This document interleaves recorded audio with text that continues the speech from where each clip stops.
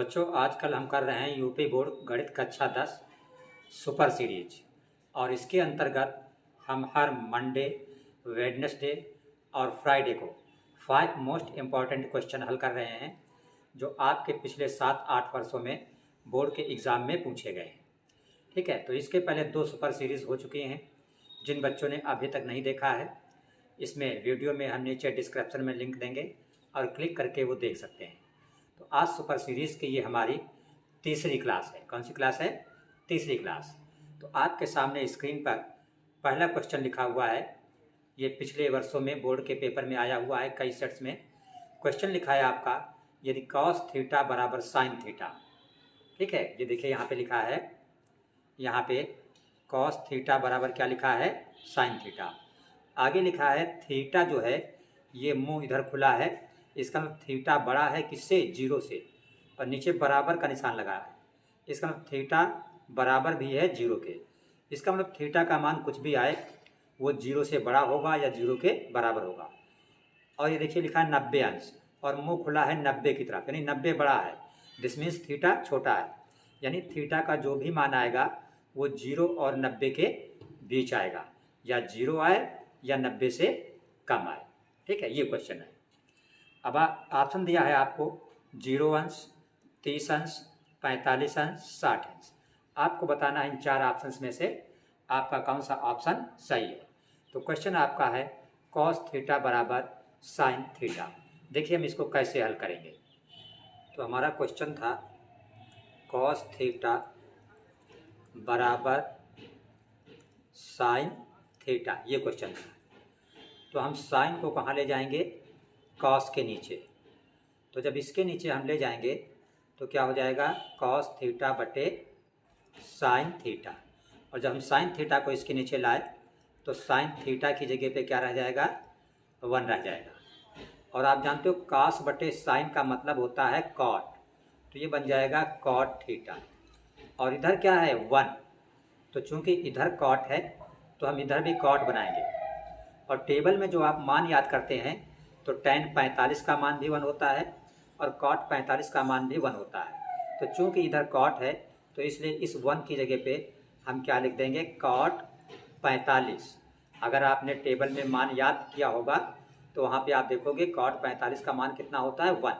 इसलिए हमने 1 की जगह पे cot 45 लिखा है। अब दोनों तरफ से cot अगर आप हटा दीजिए तो इधर थीटा बचा, इधर 45।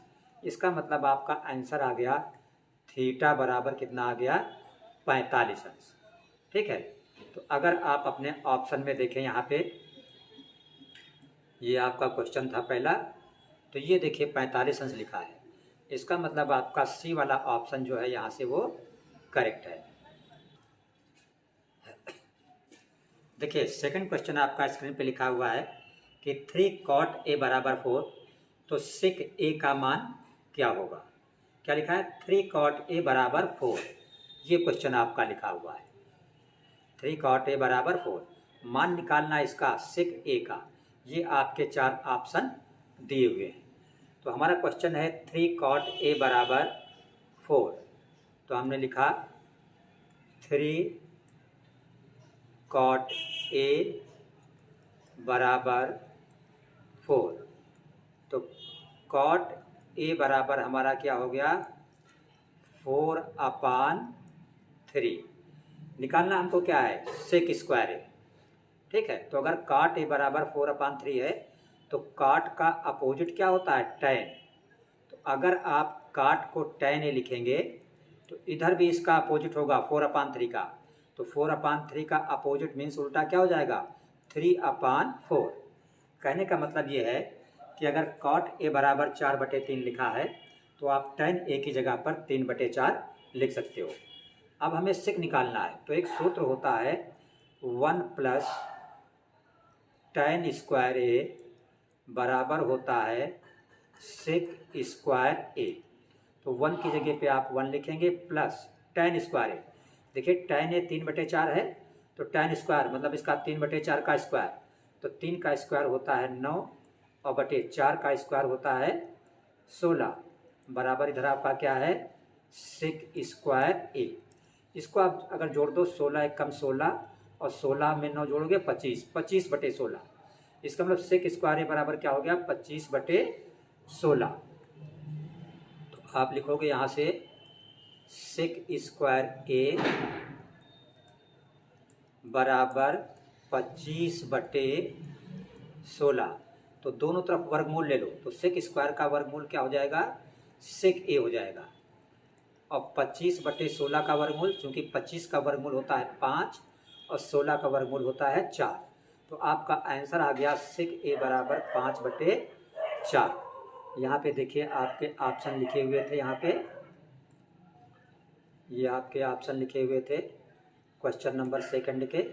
ये देखिए 5/4 कहाँ पे लिखा है, यहाँ पे, तो इसलिए डी वाला ऑप्शन आपका ये सही माना जाएगा।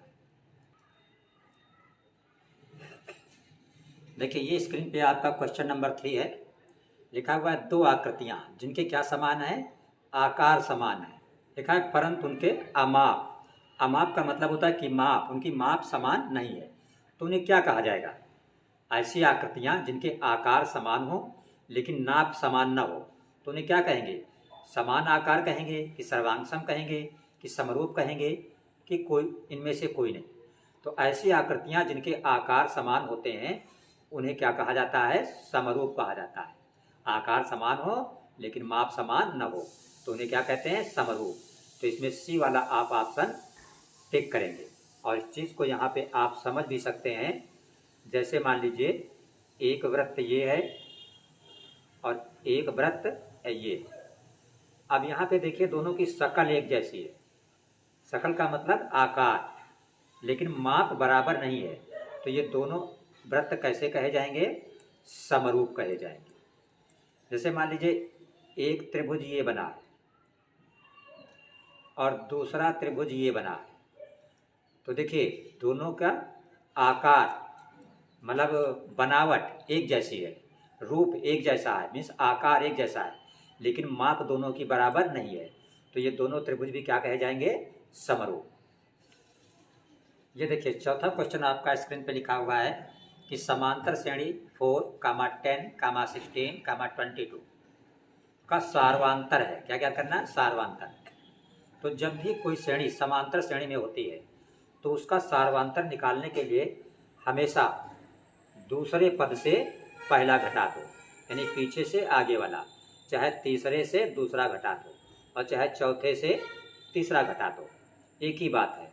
तो सार्वांतर को हम दिखाते हैं डी से, तो डी बराबर क्या लिखेंगे, ये दूसरा पद है हमारा 10, दूसरे पद को आप A2 भी बोल सकते हैं, चाहे डायरेक्ट 10 लिख दो, माइनस पहला पद क्या है 4, तो 10 से 4 घटा दो, कितना आ जाएगा 6। तो आपका सार्वांतर डी बराबर कितना आ जाएगा, 6 आ जाएगा। तो यहाँ पे 4 है, ये गलत है, ये यहाँ पे 6 लिखा है, तो इसका बी वाला ऑप्शन करेक्ट हो जाएगा। तो आपने क्या सीखा कि जब भी समांतर श्रेणी का सार्वांतर निकालना हो तो पीछे वाले पद से उसके आगे वाला पद घटा देते हैं और सार्वांतर हमारा ज्ञात हो जाता है।